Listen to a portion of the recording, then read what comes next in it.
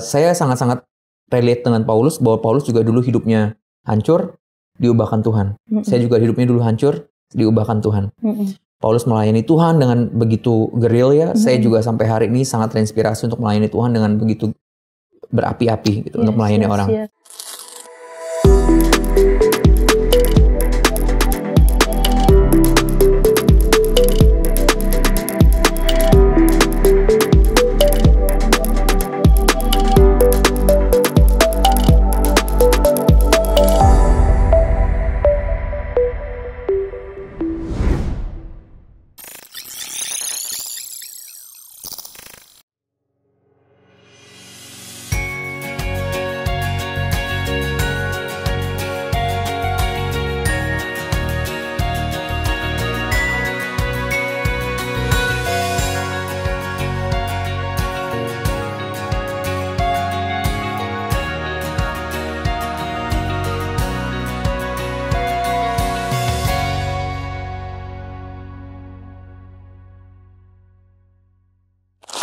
Di dalam perjalanan kamu, saat ini kan kamu melayani Tuhan ya kemana-mana. Bagaimana pandangan orang? Saya aja sempat berpikir apa yang akan jadi judul daripada podcast kita ya. Misalnya, hamba Tuhan HIV. Mungkin bisa kaget gitu kan orang-orang. Kan? Udah pernah ditulis gitu juga. Masa iya? Di salah satu podcast. Podcast. Pernah ditulis judulnya Pendeta HIV. Nah ya. Bagaimana orang-orang yang kamu layani? Ada gak yang berpikir, aduh, jangan ke gereja itu lagi lah. Kamu sempat menjadi gembala atau menjadi pendeta di sebuah gereja nggak, Man? Iya, pernah. Sempat ya? Iya. Ada nggak orang-orang yang karena itu jadi, kalau lihat, oh jadwalnya khotbah, si Iman nih nggak usah datang gitu kan, karena takut tertular misalnya? Iya. Atau perkataan-perkataan tertentu yang... Jujur ada sih. Ada? Jujur ada. Yang merasa bahwa mereka lebih suci, dan saya nggak layak untuk mengkhotbahin mereka, mengajarkan mereka tentang hidup benar, tentang Alkitab dan segala macam. Padahal saya aja sampai hari ini, ya karena memang HIV/AIDS belum ada obatnya, jadi sampai hari ini saya masih berobat jalan. Mereka merasa bahwa saya nggak layak untuk ada di atas mimbar, untuk ngajarin, untuk sharing kepada mereka gitu. Tapi saya merasa begini, bahwa semua pendosa punya masa depan kok. Selama dia berbalik ya? Betul. Semua orang punya masa depan. Semua orang punya second chance. Selama dia meninggalkan semua dosa-dosa yang pernah dia lakukan. Betul. HIV itu kan karena kamu pergaulan bebas. Betul. Ataupun drugs. Yeah. And you are no longer, sekarang ini kan nggak gunakan drugs kan? Betul. Nah, kenapa Tuhan memilih menyembuhkan kamu dari drugs dan tidak, atau belum dari HIV? Nanti kita lanjut ke HIV-nya ya. Yeah. Hasil kamu sekarang bagaimana? Tapi menurut kamu, kenapa dari antara 3 hal tersebut, mental illness, drugs, and then HIV, Tuhan specifically menolong kamu secara instan, kamu sudah tidak lagi, kamu bisa lepas dari narkoba, which is sangat susah bagi orang-orang biasa. Kalau buat saya begini, karena pada saat orang pakai drugs, apalagi udah addicted ya untuk narkoba kelas 1 ya, itu mereka udah nggak bisa beraktivitas gitu. Saya selama 5 tahun tidak beraktivitas. Benar-benar idle ya? Benar-benar tiap hari, saya dulu pakai narkoba seminggu bisa tidurnya cuma 1 malam 2 malam. Jadi pagi ketemu pagi, orang mah nyarinya kalau pagi-pagi nyarinya air mineral gitu ya. Kalau saya nyarinya bong sabu gitu. Jadi kayak benar-benar saya tidak beraktivitas, setiap hari ketemu hari cuma narkoba terus gitu. Nah, kalau misalnya even di rumah juga gitu, Man? Dulu saya tidak tinggal di rumah. Oh. Jadi saya tinggalnya bersama yang teman-teman yang tadi itu yang saya bilang. Gitu. Jadi kalau saya tidak dibebaskan dari narkoba ya saya tidak bisa ngapa-ngapain gitu. Cuman kalau untuk masalah HIV/AIDS, untuk masalah bipolar, skizofrenia, saya belajar banyak dari Rasul Paulus sih. Rasul Paulus kurang hebat apalagi. Dia menulis 1/3 lebih dari Perjanjian Baru. Kalau nggak ada Paulus, Perjanjian Baru kita tipis gitu kan. Tapi karena Paulus, Perjanjian Baru kita bisa ada segitu gitu.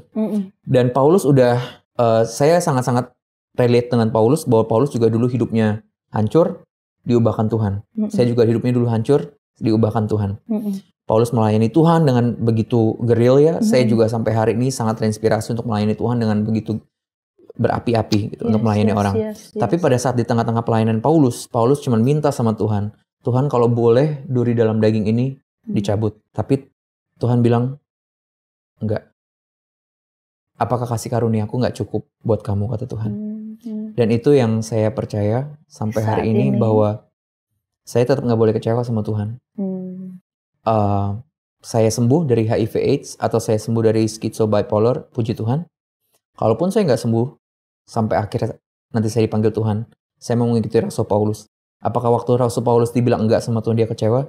Dia nggak kecewa. Justru dia semakin menyala lagi untuk melayani Tuhan. Dan itu yang saya mau lakukan. Kalau suatu hari saya sembuh, puji Tuhan. Kalau saya tidak sembuh sampai saya mati nanti, saya tetap mau melayani Tuhan. Jadi seperti firman yang waktu itu kamu bilang, hidup adalah Kristus dan mati adalah keuntungan. Itu pun Rasul Paulus yang mengatakannya. Betul. Ya, betul. Jadi kamu siap untuk seperti itulah. Ya. Nah, itu sebuah iman yang menurut saya memang, ya harusnya itu iman yang di atas yang umumnya kita hayati hari-hari ini kan. Kalau kita sebagai orang Kristen berasanya, kok sakit nggak sembuh-sembuh gitu kan. Dosa apa nih kita? Dan perasaan diri berdosa itu yang membuat kita tidak bisa bergerak maju, sahabat Crosstalk. Betul. Dan itu yang dikehendaki oleh kuasa kegelapan. Betul. Tuhan melihat kita, sudah melihat darah Kristus yang ada di kita, yang sudah mengampuni setiap dosa kita dan kelemahan kita. Bukan berarti kita memanfaatkan Tuhan, artinya kan dia sudah hapus, saya bisa berbuat dosa dan berbuat dosa lagi. Itu it's different matter, right? Betul. Itu pasti bukan itu maksudnya ya. Bukan. Yang selalu saya bilang dalam khotbah saya begini, iman yang besar boleh. Boleh. Misalnya kita lagi sakit, lagi ada masalah apapun, kita punya iman yang besar boleh, silakan. Tapi terlebih besar, iman yang benar. Itu lebih penting dibanding iman besar. Kenapa? Iman besar tuh berkata begini, iman yang berkata bahwa aku percaya Tuhanku sanggup mengubahkan. Itu iman yang besar. Tapi iman yang benar berkata gini, tetapi seandainya tidak diubahkan. Itu iman yang benar. Seperti Sadrak, Mesak, Abednego. Betul, Daniel 3 ayat 17-18. Betul. Sadrak, Mesak, Abednego bilang, tetapi seandainya tidak diselamatkan dari dapur perapian pun, mereka tetap tidak akan menyembah berhala. Betul. Itulah adalah iman yang benar. Iman yang benar berkata begini, kalau sakit sembuh puji Tuhan. Kalau sakit tidak sembuh sekalipun, tetap Tuhan Yesus baik. Itu iman yang benar. Itu sebuah iman yang memang juga dicontohkan oleh Tuhan Yesus saat dia ada di Taman Getsemani ya. Betul. Kalau bisa cawan ini dilalukan daripadaku, tapi bukan kehendakku, tapi kehendakmu yang jadi. Betul. Keadaan apapun tidak akan bisa mengubah iman kita kepadanya. Karena kita tahu bahwa yaitu iman yang benar itu adalah mempercayai Tuhan di atas segala kenyataan. Betul gitu ya, Man ya? Setuju. Puji Tuhan ya, sahabat Crosstalk ya. Dan sekarang Iman HIV-nya kondisinya sampai semana? Puji Tuhan sudah undetected. Undetected, tapi memang HIV-nya masih ada, tapi tertidur ibaratnya. Karena sampai hari ini memang masih harus berobat seumur hidup ya. Dengan namanya antiretroviral. Dan harus berobat jalan terus. CD4-nya, kalau CD4 itu untuk mengukur imunitas. Kalau orang normal, minimum itu 400. Waktu saya koma kemarin itu di 14. Jadi ibaratnya udah lewat gitu. Makanya dokter bilang juga, ini kalau sampai anak ini bangun, adalah sebuah mujizat. 14 jadi 400 ya? 400. Dan selama, berarti dari 2020 ya, sampai 2024 udah 4 tahun. 4 tahun kira-kira. Sekarang udah 400. Jadi sudah level yang walaupun minimum tapi masuk kategori normal. Kategori normal lah. Normal gitu. Ya. Tapi memang masih harus terus berobat. Ya. Itu pun kalau saya, sahabat Crosstalk, merasakan bahwa tidak akan mungkin bisa mencapai level normal pun kalau bukan karena berkat Tuhan. Kalau bukan itu pun keajaiban Tuhan kehendaknya. Betul nggak, Eman? Betul. Kita tetap nggak bisa bilang ya hanya karena kerajinan kita. Berapa banyak orang yang rajin juga nggak ketolong. Betul ya, Man? Semua karena Tuhan Yesus. Semua karena Tuhan Yesus. Nah, yang dikatakan dari HIV menuju AIDS itu biasanya bagaimana itu kayak gitunya? Nah, biasanya kalau itu diukur dari 2. Satu dari CD4-nya dan kedua dari fisika dan fisik orangnya. Kalau yang dari saya pribadi, kalau bisa dilihat dari foto-fotonya itu sudah masuk AIDS. Karena sudah seperti kayak tulang dilapisi kulit aja. Biasanya AIDS begitu ya? Itu udah AIDS gitu. Mohon maaf, saya juga waktu itu udah pakai Pampers gitu. Karena udah nggak bisa berdiri, udah kayak orang kayak mayat hidup lah. Mendadak dalam 3 bulan begitu 3 bulan. Langsung cepat prosesnya. Dan lidah berjamur. Aduh. Lidahnya udah putih semua, lidah berjamur, badan ruam-ruam, kaki bengkak, dan segala macam. Dan kalau diukur dari CD4 biasanya yang udah masuk AIDS tuh kalau di bawah 200 gitu. Karena udah 14 itu ya. 14. Soalnya ya udah pastilah kena AIDS udah AIDS ya. Oke, dan sekarang ini AIDS-nya tidur juga. Iya, AIDS-nya sudah karena HIV-nya udah undetected. Berarti ya sudah tidur, tapi memang ya harus berobat jalan. Kalau suatu hari nanti Tuhan sembuhkan secara total. Amin. Puji Tuhan. Iya. Tapi kalaupun enggak, tetap puji Tuhan. Iya. Tetap menaruh pengharapan mah boleh ya. Betul. Boleh. Karena tinggal ketiga hal ini kata firman Tuhan, iman, pengharapan dan kasih ya. Kita beriman karena kita berharap sama Tuhan. Di atas segalanya kasih. Betul. Kalau nggak tercapai ini tuh kita tetap harus mengasihi Tuhan. Betul. Betul. Setuju. Sungguh luar biasa ya Man ya. Puji Tuhan.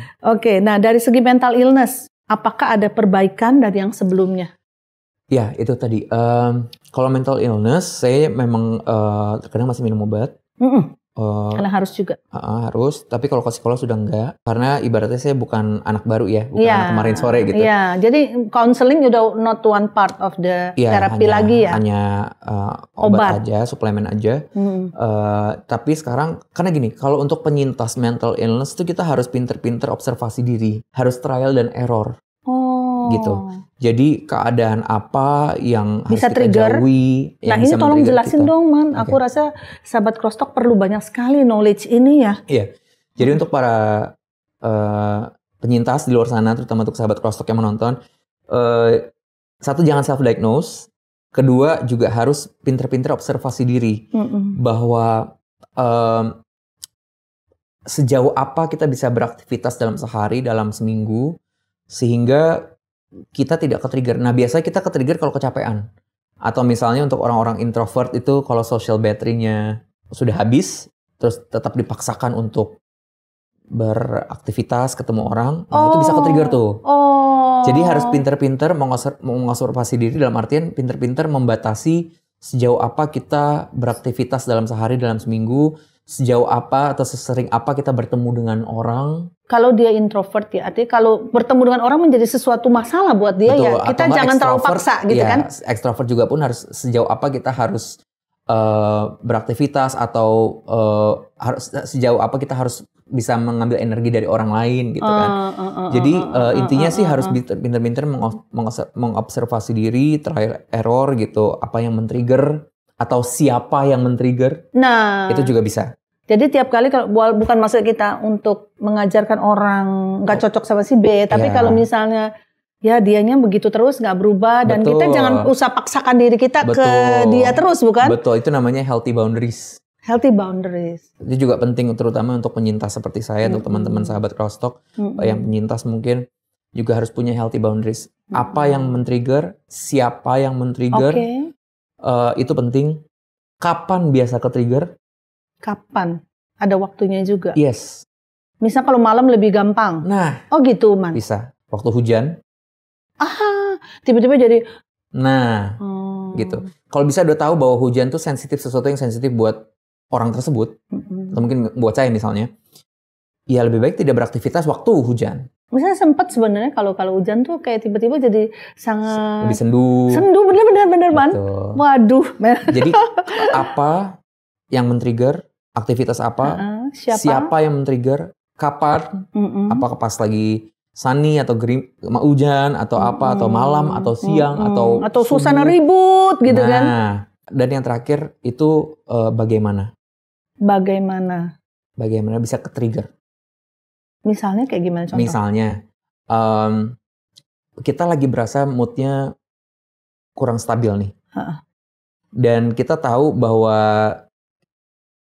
kita gini, kadang orang-orang penyintas tuh mungkin untuk orang normal kedengarannya aneh ya. Tapi ada orang penyintas yang misalnya mereka sensitif terhadap warna merah, warna misal atau pola, misalnya pola kotak-kotak, pola mungkin kalau pernah dengar ada yang fobia yang terhadap yang kecil bolong-bolong tuh yang apa sih namanya, fobia apa itu. Nah jadi bagaimana itu juga penting. Kalau misalnya kita lagi merasa moodnya tidak enak, Ya jangan dilihat lah yang Ya, gitu-gituannya. tutup semua pintu yang memungkinkan kita Tertrigger. Karena gini, kalau kita mood lagi nggak enak, terus kita paksain untuk beraktivitas keluar, kita kan nggak tahu kapan bisa melihat hal yang men-trigger kita. Tiba-tiba kita sensitif dengan warna merah atau warna flashy, silver, gold, apa segala macam. Tiba-tiba kita ngeliat ke trigger gitu. Jadi sangat-sangat complicated. Memang betul, saya mengakui hidup lebih ribet dibanding orang normal biasa pada umumnya. Tapi memang harus kita jalanin. Dan itu yang penting. Yang penting adalah observasi diri. Apa, siapa, kapan, dan bagaimana kita bisa ke-trigger. Itu penting. Nah, kalau sudah bisa menguasai itu semuanya, kalau dalam kasus saya udah nggak ke psikolog. Karena saya sudah bisa membatasi diri. Dalam seminggu saya harus berapa kali banyak ketemu orang, berapa kali banyak ambil jadwal untuk pelayanan. Jangan terlalu dipaksa juga ya, Man. Betul. Jangan takut dibilang, nggak rohani nih, betul. Gitu kan. Betul. Kadang ada orang minta, dadakan saya minta didoain ke rumah sakit, tapi kuota saya udah habis di minggu itu. Ya memang nggak mau, saya harus tolak. Bukan karena saya pendeta sombong, enggak. Tapi memang ya punya keterbatasan, ya mau gimana gitu. Iya. Semoga mereka bisa mengerti ya. Itu betul sih. Jadi ada part-part di mana kita juga harus menjaga diri kita ya. Betul. Dan itu bukan cuma mental illness, sahabat crosstalk. Jadi penyakit apapun kita ada. Kita sadar gitu. Kalau kolesterol lihat triggernya, kalau kita makan yang berminyak-minyak, makan segala macam karbohidrat yang tinggi dan sebagainya, penyakit gula, dan itu sebenarnya mirip sih. Betul. Iya kan, betul ya, Man. Cuman kita selalu merasakan kalau kejiwaan sama fisik itu sesuatu yang beda gitu. Padahal tubuh jiwa lo kan sejalan. Gitu. Roh itu kebutuhan kita secara rohani. Jiwa itu ya ini yang pikiran perasaan. Dan ini kalau tubuh ya sakit-sakit yang kita lihat sebagai tubuh, tapi ini sebagai pikiran kita, perasaan kita yang tersakiti dalam tanda kutip ya. Betul. Saya lihat autoimun juga begitu kan, dia nggak boleh ke-trigger dengan yang namanya stres. Ya nggak boleh juga kurang istirahat, begitu kan. Nggak boleh banyak khawatir, seperti itu. Makan harus dijaga. Dalam hal mental illness, makan mungkin bebas ya? Kalau makan sih bebas ya. Kalau untuk HIV memang ada beberapa pantangan. Tapi kalau mental illness sih bebas sih. Kalau HIV lebih yang kemungkinan bisa terkontaminasi bakteri, kuman, virus, itu yang harus dihindari ya? Makanan mentah gitu, salad atau sashimi. Nah, kedoyanan siapa nih ya? Kedoyanan saya sebenarnya. Iya, oke. Ya, puji Tuhan, Man. Jadi dalam kondisi kamu yang seolah secara manusia punya keterbatasan, toh Tuhan tetap bisa memakai kamu. Betul. Ya. Memang ya harus disadari bahwa kita tidak sama. We are different, but we are not less. Yes. Kita berbeda, tapi bukan berarti kita lebih kurang dibanding orang lain. Malah seharusnya lebih kuat. Karena orang seperti yang penyintas-penyintas ini, karena tuduhan dari luar akan lebih banyak. Betul. Jadi mesti lebih kuat. Betul. Tapi tentunya lebih kuat bukan hanya berdasarkan kemampuan kita dong. Kan kita udah berjalan dengan Tuhan. Setuju. Betul ya, Man ya? Setuju.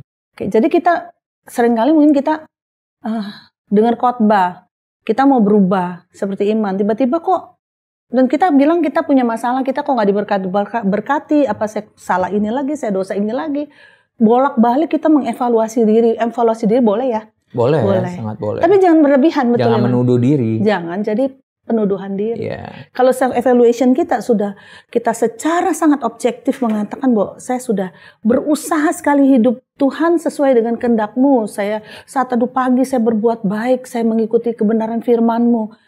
Tapi ada hal-hal yang kok penyakit ini masih belum sembuh juga. Lalu mulai lagi, jangan-jangan saya dosa puluhan tahun yang lalu gitu, yang macam-macam kita, yang membuat kita justru tidak bisa bergerak. Betul ya, Man? Ya? Kita seperti dikunci. Betul. Kita takut menghadapi bahkan hadirat Tuhan. Kita takut menghampiri Tuhan karena kita pikir kita masih ada dosa.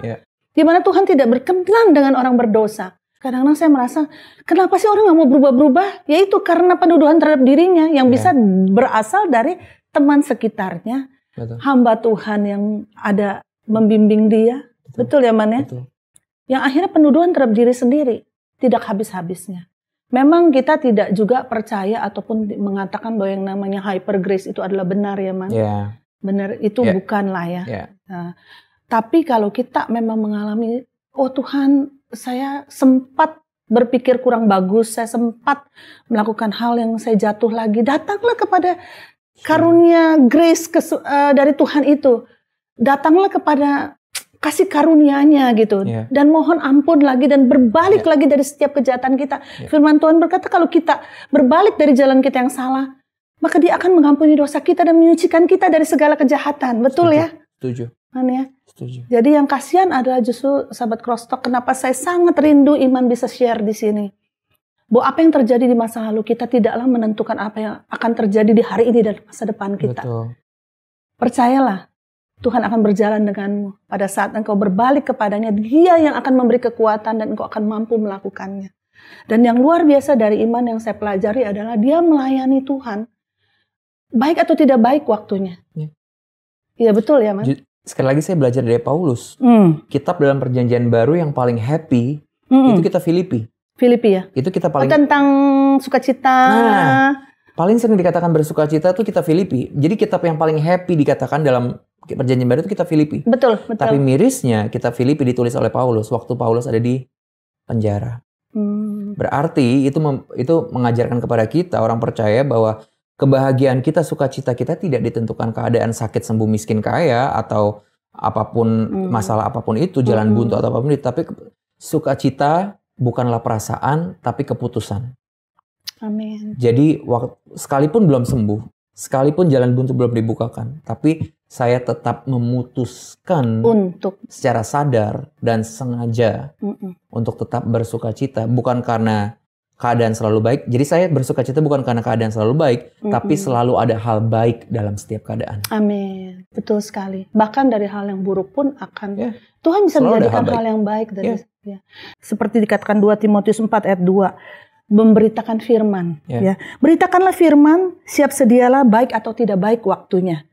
Nyatakanlah apa yang salah, tegurlah dan nasihatilah dengan segala kesabaran dan pengajaran. Iman telah melakukan itu. Kalau dia tidak, misalnya dia berpikir, aduh tapi HIV saya belum sembuh gitu kan, mental illness saya belum sembuh Tuhan. Dan karena HIV tahun lalu kena kelenjar getah bening. Kena kelenjar getah bening apa tumor maksudnya? 2023 Cancer, benjolan. Benjolan. Puji Tuhannya waktu di scan belum cancer gitu. Tapi ada benjolan, kelenjar getah bening. Waktu itu pengobatannya 3 bulan. 3 bulan. Terus mata saya dua-duanya terkena yang namanya CMV atau cytomegalovirus. Sampai sekarang. Sampai hari ini. Dan itu belum sembuh juga. Jadi dua-duanya retinanya sudah rusak. Tidak bisa melihat dengan jelas. Saya bisa melihat ibu. Tapi pecah gitu. Oh gitu? Dua-duanya. Kanan kiri. Tapi bisa diobati, operasi? Ya operasi. Bisa, operasi bisa? Iya. Jalannya operasi. Tapi memang belum operasi ya. Mungkin nanti. Tanya Tuhan dulu. Betul. Tuhan dulu, iya. Betul. Jadi ya, karena memang virus HIV kan banyak penyakit masuk ya. Virus HIV itu kan virus yang menurunkan imunitas. Jadi gampang masuk penyakit-penyakit banyak gitu kan. Ya itu, tapi saya tetap mengucap syukur apapun keadaan saya tidak mau fokus kepada penyakit saya, tapi saya mau fokus bahwa saya sudah diberikan kesempatan kedua sama Tuhan. Sampah yang orang bilang sampah kayak saya udah bisa Tuhan daur ulang. Menjadi produk yang kembali bisa berguna untuk orang lain. Dan saya sangat menghargai apa yang Tuhan sudah kerjakan dalam kehidupan saya. Maka dari itu saya nggak mau fokus kepada keadaan saya, tapi saya mau fokus untuk gimana caranya saya bisa membalas kebaikan Tuhan dan jadi berkat buat banyak orang. Jadi nggak fokus pada penyakit, artinya nggak tiap kali bangun mikir, HIV saya kadar CD4-nya berapa ya. Betul. Gitu. Udah nggak lagi ya, Man? Enggak. Atau nanti kambuh lagi nih bipolar saya, udah nggak lagi ya. Jalanin aja. Tiap pagi bangun mengucap syukur. Karena percaya kasih setia Tuhan selalu baru setiap pagi. Memang jadi anak Tuhan, sahabat Crosstalk, Tuhan tuh ingin kita tuh jalan sama Dia tiap hari kok. Jangan pikir ratusan tahun, ratusan hari di depan bakal jadi apa gitu ya. Berjalan tiap hari bersamanya.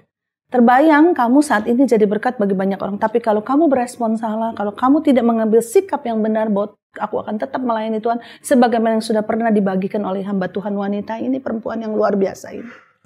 Akan jadi apa kamu? Mengasihani diri bisa jadi. Nggak jadi apa-apa nanti. Bunuh diri?